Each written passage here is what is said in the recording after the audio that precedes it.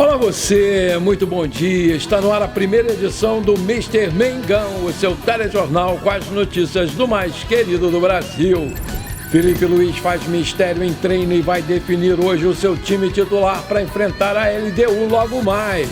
Botafogo da Paraíba vem de mando de campo de jogo contra o Flamengo depois da maior proposta do Brasil. Alcaraz não empolga no Everton e retorno ao Flamengo pode acontecer envolvendo uma reviravolta. Flamengo admite negociar Michael depois de críticas da torcida. Essas e outras você confere agora. Fica comigo até o final, porque aqui tem muito mais Flamengo para você. O Flamengo encerrou na noite dessa segunda-feira a preparação para pegar a LDU, que é o líder do Grupo C com 4 pontos. Nessa terça-feira, às 19 horas, horário de Brasília, pela terceira rodada da fase de grupos da Libertadores. E o Felipe Luiz tem 3 desfalques para esse jogo. E na última atividade, não definiu ainda o time que vai jogar logo mais. O treino foi feito no Estádio Olímpico Atualpa e o Felipe Luiz não esboçou a escalação. Fez uma atividade dinâmica sem informar os 11 titulares. O técnico tem tido o costume de só passar a escalação aos jogadores no dia das partidas, quando faz uma reunião por vídeo pela manhã. As 3 ausências são Alexandro, Alan e De La Cruz. O lateral esquerdo está se recuperando de um edema na coxa esquerda e os meio-campistas foram poupados por causa da altitude.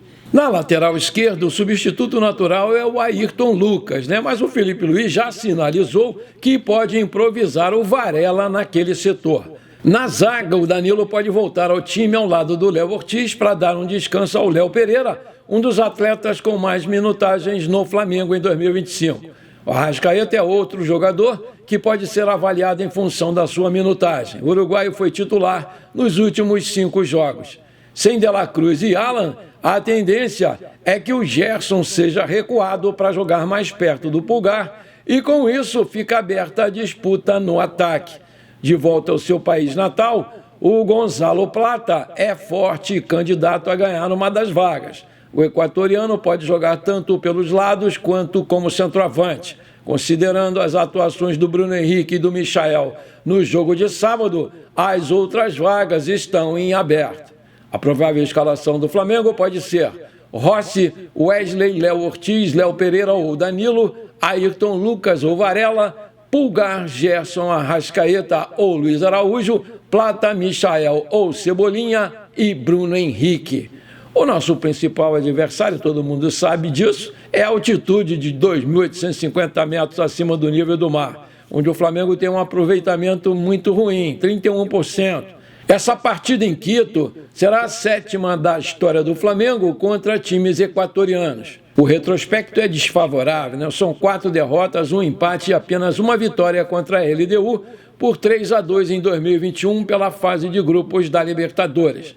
O Flamengo ainda enfrentou o Independente Del Valle e o Alcas em Quito. Em 2020, sob o comando do Domenech Torrent, tomou uma goleada de 5-0 para o Independente Del Valle, sendo a maior derrota numa partida pela Libertadores.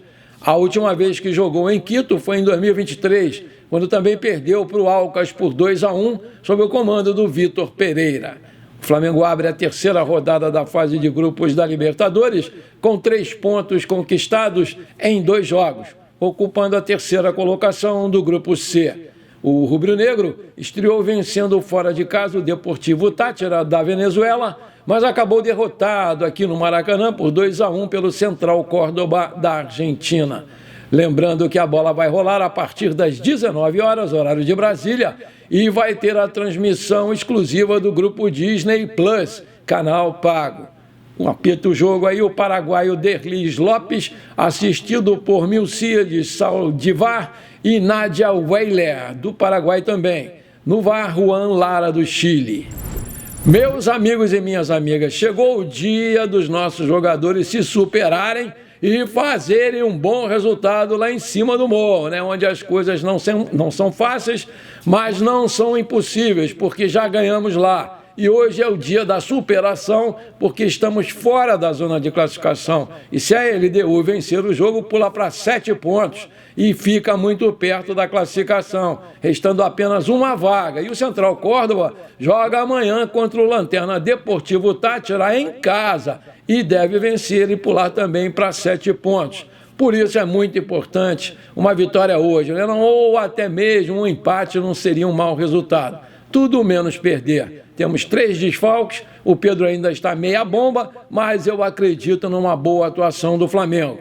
Eu, se fosse o Felipe Luiz, eu entraria com 3 zagueiros, jogando mais fechadinho e explorando os contra-ataques. Nada de ir para cima de peito aberto, porque a altitude é o 12º jogador deles. Aí eu te pergunto, qual vai ser o placar de hoje? Coloca aí para a gente brincar. O meu eu vou dar lá no final desse programa. Dias depois da torcida do Botafogo da Paraíba protestar nas redes sociais e com pichações no centro de treinamento do clube por conta dos valores altos dos ingressos e da divisão definida para as torcidas do clube, da casa e do Flamengo sobre o jogo aí da terceira fase da Copa do Brasil, a diretoria do Belo resolveu vender o mando de campo da partida para São Luís. A informação foi confirmada por Alexandre Galo, CEO da SAF do Botafogo da Paraíba, nessa segunda-feira. Ele não revelou quem é o comprador, mas garantiu que o time paraibano recebeu a maior proposta da história do futebol brasileiro. Nos últimos dias, um dos investidores do clube, o Felipe Félix, alegou que o clube havia recebido uma proposta de 6 milhões de reais, que soou bem estranho, né? Tendo em vista as rendas obtidas no futebol brasileiro em jogos como esse. O Galo, no entanto, garante que os valores foram maiores do que esse, mas disse que não poderia revelar o montante. Portanto, esse jogo, que seria realizado no Almeidão, em João Pessoa, na Paraíba, agora vai ser realizado no Estádio Castelão, em São Luís, no Maranhão, no feriado do dia 1º de maio, Dia do Trabalhador. Após estender o vínculo do Gerson, o Flamengo pode acertar a renovação de um dos seus principais destaques nos próximos dias. Arrascaeta, que tem vínculo até o final do ano que vem. Mas a situação deu uma esfriada nos últimos dias. As partes chegaram a participar de uma reunião numa segunda-feira com o diretor de futebol do clube, José Boto, para que os detalhes do novo contrato fossem debatidos. Mas, apesar disso, ainda não houve uma solução sobre a sua extensão contratual. Fontes ouvidas pelo Bola VIP Brasil disseram que o negócio não evoluiu desde aquela reunião e hoje está frio. O Arrascaeta, de 30 anos, e o seu empresário Daniel Fonseca participaram recentemente do programa uruguaio La Mañana del Fútbol. Revelaram aí que a situação realmente é essa e que houve mesmo uma reunião. A tendência é de que essa negociação se arraste por mais algum tempo, porque o departamento de futebol do Flamengo está concentrado em resolver outras questões nesse momento. O Varela, por exemplo, estaria sendo tratado como prioridade maior nesse momento e deve renovar o seu contrato muito em breve. Após conseguir a solução com o lateral, a diretoria do clube vai dar todas as atenções para o seu camisa 10. Maravilha! Se você está curtindo esse nosso programa, então não esquece, manda abraço agora no like para fortalecer o nosso canal. Se você ainda não é inscrito, bora lá, me dá essa moral, me dá esse prazer. Aperta o botão inscrever-se, aperta o sininho ali e pronto. Compartilhe também esse programa. E agora tem um botãozinho novo aí, o hype, né? Só você arrastar o seu comentário para a esquerda que vai aparecer lá o botãozão hype. Aperta ele, é de graça. E se você me ajudar, eu vou ficar muito feliz com isso. Muito obrigado. O Flamengo resolveu ainda no começo da temporada emprestar o Carlos Alcaraz para o Everton da Inglaterra. Inicialmente, o contrato foi fechado por um empréstimo até o final da temporada europeia, ou seja, até o meio de 2025. Entretanto, a diretoria do BAP fechou um acordo que, em caso de metas alcançadas, o argentino permaneceria no clube inglês. Pelo lado do rubro-negro, o valor investido na contratação seria recuperado nessa transferência envolvendo o Everton. Inicialmente, o Alcaraz recebeu algumas oportunidades no futebol inglês. Lembrando que ele já jogou na Premier League pelo Southampton. Todavia, até o momento não conquistou espaço com o técnico David Moyes e, por isso, essa transferência pode sofrer uma reviravolta nos bastidores do Flamengo. Olha aí. De acordo com informação divulgada pelo portal Gávea News, o Carlos Alcaraz, o Charlie, pode voltar ao Flamengo muito em breve. O campeonato inglês está na sua reta final, assim o jogador precisa ser titular em todos os jogos para que a cláusula de compra seja ativada. Por não ter convencido o David Moyes, a situação do argentino chama atenção, porque em 11 jogos ele foi escalado entre os titulares em apenas 4 jogos. E ainda, segundo o portal, o Everton pode negociar novos termos para realizar a contratação em definitivo do Alcaraz.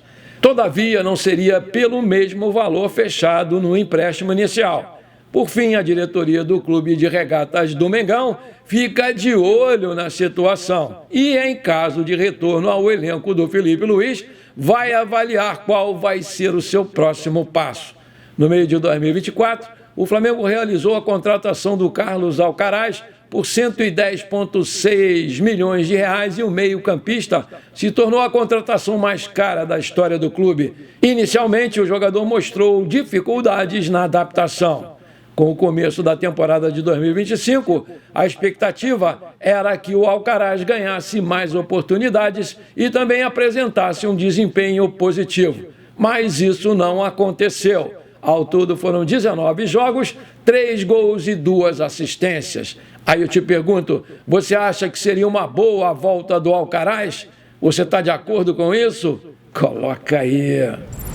O atacante Michael voltou a ser pauta nos bastidores do futebol nacional. De acordo com informações do jornalista Júlio Miguel Neto, o jogador que atualmente é titular no time do Felipe Luiz tem despertado interesse de clubes brasileiros e já recebeu sondagens recentes para uma possível transferência. O mais querido, por sua vez, não descarta a saída do jogador. A diretoria avalia que, diante de uma proposta considerada vantajosa e com a garantia de uma reposição no setor ofensivo, essa negociação pode avançar sim. O alto custo do contrato do Michael, que inclui salários robustos e luvas, também pesa na balança porque o salário dele é de R$1,5 milhão por mês.